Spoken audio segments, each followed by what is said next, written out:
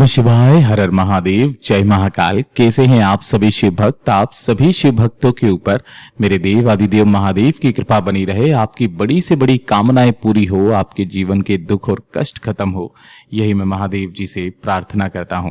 देखिए, हम सबको पता है कि आज है ज्येष्ठ मास की एकादशी तिथि का दिन, जिस रात्रि को आप सभी को अपने ही घर पर ये शिव स्वधा दीपक जलाने वाला उपाय करना होता है। पूज्य गुरुजी ने जब इस उपाय को बताया था तब कहा कि जब आपके घर में सुख की कमी हो, एक के बाद एक कष्ट, एक के बाद एक दुख आपके परिवार में आते ही चले जा रहे हैं, घर के बनते बनते काम बिगड़ रहे हो, कहीं पर बातचीत चल रही हो, बातें बिगड़ रही हो, साथ ही साथ व्यापार हो गया, दुकान हो गया, फैक्ट्री है नहीं चल रही है, घर में पैसा कहीं से नहीं आ रहा है, बीमारी ने घर बनाया हुआ है। पूज्य गुरुजी ने कहा सिर्फ एक ऐसा उपाय जो आपके पूरे घर की सारी समस्याओं को खत्म करता है।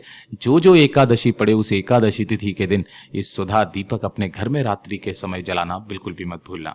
पूज्य गुरुजी की कथा से सुन करके और समझ करके इस पूरे उपाय को बहुत आसान भाषा में आप सभी शिव भक्तों को बताऊंगा, परंतु उससे पहले आप सबसे बस एक छोटी सी प्रार्थना, जो लोग पहली बार आए हैं चैनल को सब्सक्राइब जरूर से कीजिएगा और वीडियो को लाइक करके देव आदिदेव महादेव का कोई सा भी प्यारा नाम कमेंट बॉक्स में लिखना बिल्कुल भी मत भूलिएगा। इस पूरे वीडियो में हम 5 महा उपायों के बारे में बात करेंगे जिन्हें आपको आज की रात्रि करने हैं, तो ध्यान से सुनना है और समझने की कोशिश करना है। सबसे पहले बात करते हैं हमारे पहले वाले उपाय की।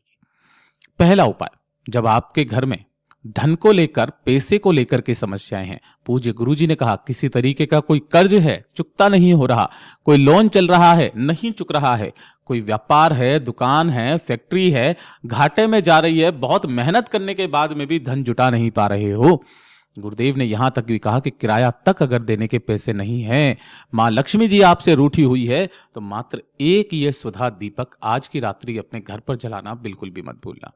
पूज्य गुरुजी ने कहा एक आपको लेना है गोल बाती का दीपक। क्या करना है? एक गोल बाती का दीपक लेना है, चाहे आप आटे का बना लो, चाहे आप मिट्टी का ले लो, कोई दिक्कत नहीं है, लेकिन इसके अंदर आपको भरना होगा घी। ठीक है। इसी के साथ में आपको इसके आसन लगाने के लिए गेहूं, चावल, हरा मूंग, जो भी आपको अन्न मिले, एक चुटकी के बराबर अन्न ले लेना। बस इसके अलावा आपको कुछ नहीं चाहिए। यही दोनों चीजों को लेकर आपके घर में जहां पर भी बेल पत्र का पेड़ लगा हुआ है महाराज, उस घर पर, उस वाली जगह पर आपको पहुंचना, चाहे किसी भी छोटे से गमले में ही क्यों ना लगा हुआ हो।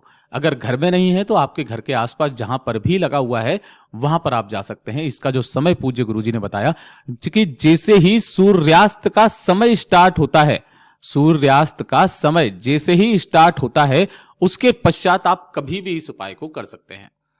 ठीक है। जो आपने एक दीपक लिया है, उस दीपक को बेलपत्र पेड़ की जड़ों के पास में ही आपको थोड़े से अन्न के दाने जो आप लेकर के गए हो उसका आसन लगाकर उसी के ऊपर आपको इस दीपक को रख देना है, रख करके प्रज्वलित कर देना है, जला देना है। अब ध्यान से सुनिएगा, यहीं पर बैठ करके अपने दाहिने हाथ से आपको, मतलब इस तरीके से 3 बार आपको ताली बजानी है और तीनों ताली के साथ में आपको एक शब्द का स्मरण करना है, वो है स्वधा स्वधा स्वधा।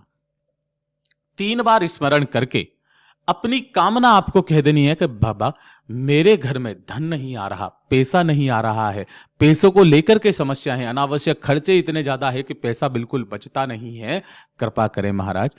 इतनी सी कामना करके इस पेड़ के नीचे की जो भी थोड़ी सी मिट्टी हो, एक चुटकी मिट्टी, चाहे आपके घर के गमले की ही क्यों ना हो, उस मिट्टी को अपने साथ में लेना, अपने घर की चौखट पर सबसे पहले उसे छींट देना और घर की चौखट पर छींट करके अंदर जाकर अपने कोने कोने में इस वाली मिट्टी को, जो भी भक्त आज के दिन छोड़ देता है महाराज, उस घर में सदैव मां लक्ष्मी का एक अंश विराजित रहता है। पूज्य गुरु जी का इससे सुंदर और अचूक उपाय हो नहीं सकता, जरूर से कीजिएगा। बात करते हैं हमारे दूसरे वाले उपाय की, और ये वाला जो उपाय है ना, ये सबसे ज्यादा खास और विशेष उपाय किन लोगों को करना है कि अगर आपकी कोई कामना है, कोई इच्छा है, कोई हृदय की बात जो महादेव तक नहीं पहुंच रही है, काफी सारे उपाय आपने कर लिए किसी कार्य सिद्धि को कराने के लिए, लेकिन आपके वो कार्य पूरे नहीं हो रहे हैं, एक छोटा सा काम आज की रात्रि आपको जरूर करना है। आप चाहो तो शाम को भी कर सकते हैं, दिन में भी कर सकते हैं। एक लोटा आपको लेना है तांबे का और इसके अंदर आपको भरना होगा जल। वैसे तो गुरुदेव ने कहा जो पवित्र नदी का जल आपके पास में है, उस पवित्र नदी का जल आपको भरना है। जनरली हमारे घर में गंगा जल होता है, लेकिन इतना भी नहीं होता है कि हम लोग पूरा का पूरा लोटा जल भर दें। तो पहले इस वाले कलश को अपने घर के जल से भरना है। उसी के अंदर 2 से 4 बूंदे आपको गंगा जल की मिला देनी है। ठीक है। अब ये जो 1 लोटा शुद्ध जल लिया है, इसी के साथ में आपको लेनी होंगी 7 बेलपत्र, जो कहीं से भी खंडित कटी फटी ना हो, नहीं मिलती है तो भोलेनाथ की शिवलिंग से उठा लेना, धो करके काम में ले लेना। 7 बेलपत्रों को अपनी कामना कह करके इसी वाले कलश के अंदर ही आपको डाल देनी है। 7 बेलपत्र, इस चीज का ध्यान रखना। इसे लेकर के आपको पहुंचना है भोलेनाथ के मंदिर में, शिवलिंग के पास में। लेकिन जैसे ही आप यहां पर पहुंचोगे, सबसे पहले आपको दर्शन होंगे नंदी भगवान के। नंदी भगवान के पास में जाना है, दोनों हाथों में उस कलश को पकड़ना है जिसके अंदर आपने 7 बेलपत्रों को डाला हुआ है। दोनों हाथों में कलश को पकड़कर अपना नाम, अपना गोत्र और अपनी कामना कह करके इस कलश का जो जल है वो इतना धीरे यहां पर उल्टे हुए पैर पर समर्पित कर देना है, नंदी भगवान के उठे पैर पर, कि इसके अंदर ये जो बेलपत्र है ये निकल करके सामने समर्पित ना हो जाए। केवल और केवल यहां पर आपको जल समर्पित करना है अपनी कामना कह करके। इतना कर देने के पश्चात जो इसके अंदर बेलपत्र हैं उनको निकाल करके भोलेनाथ की शिवलिंग के पास में जाना है। शिवलिंग के पीछे की तरफ में आपको खड़े होकर के उत्तर दिशा की तरफ में मुख करके आपने जो 7 बेलपत्र लिए हैं, एक एक बेलपत्र को निकालकर शिवलिंग पर इस तरीके से समर्पित करना है कि सभी की डंडियां रहे जलाधारी के तरफ, बीच वाली पत्ती का भाग रहेगा आपकी तरफ।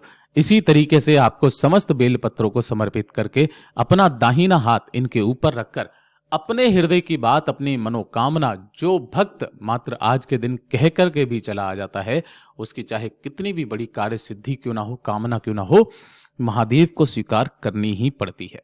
पूज्य गुरु जी का बहुत अद्भुत और अचूक उपाय है, जरूर से कीजिएगा। बात करते हैं हमारे तीसरे वाले उपाय की। और ये जो तीसरा वाला उपाय है, ये किन लोगों को करना है?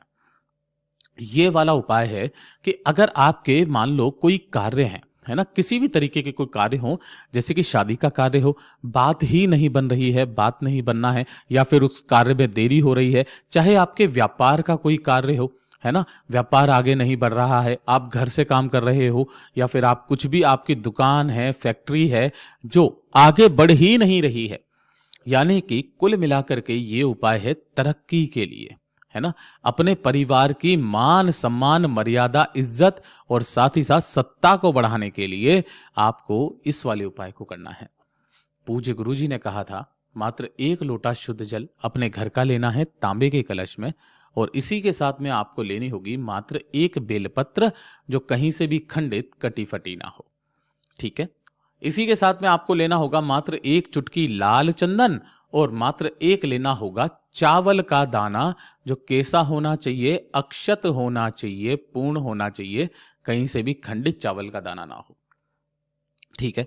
इन सभी को लेकर के जब आप अपने घर के चौखट से जब आप निकलेंगे मंदिर जाने के लिए ना, तो ये जो आपने 1 बेलपत्र लिया है, इस 1 बेलपत्र को आपको अपने घर की चौखट से स्पर्श करा देना है, और इसे लेकर के आपको पहुंचना है भोलेनाथ के मंदिर में, शिवलिंग के पास।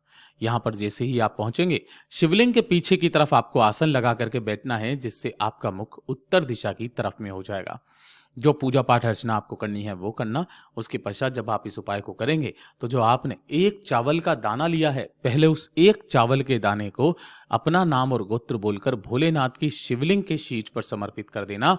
और उसके पश्चात जो आपने 1 बेलपत्र अपने कहां से चौखट से स्पर्श करा करके लेकर के आए हो, उस बेल पत्र की बीच वाली पत्ती पर अंग का संबोधन बनाकर, यानी कि 1 बिंदी लगा करके इसी चावल के दाने के ऊपर आपको ऐसे समर्पित करना है कि डंडी रहे जलाधारी के तरफ, बीच वाली पत्ती का भाग रहेगा आपकी तरफ में। दोनों हाथों में उस कलश को पकड़ना, सबसे पहले अपना नाम बोलना है, फिर अपना गोत्र बोलना है, जिस तिथि को कर रहे हो उस तिथि को बोलना है। संपूर्ण जल को भोलेनाथ की शिवलिंग के ठीक शीर्ष पर समर्पित की गई इस बेल पत्र के ऊपर एक धारी से धीरे धीरे करके इस संपूर्ण जल को समर्पित करते चले जाना। पूज्य गुरुजी ने कहा था कि जैसे जैसे करके ये वाला जल जलाधारी से नीचे की तरफ में गिरता चला जाएगा, आपके उन कार्यों में जितनी बाधाएं होंगी, वो सारी की सारी बाधाएं एक एक बूंद के साथ जो भी जलाधारी से नीचे गिर रही हैं, समाप्त होती चली जाएंगी। पूज्य गुरु जी के सभी उपाय बहुत ही ज्यादा खास और अद्भुत हैं, जरूर से कीजिएगा।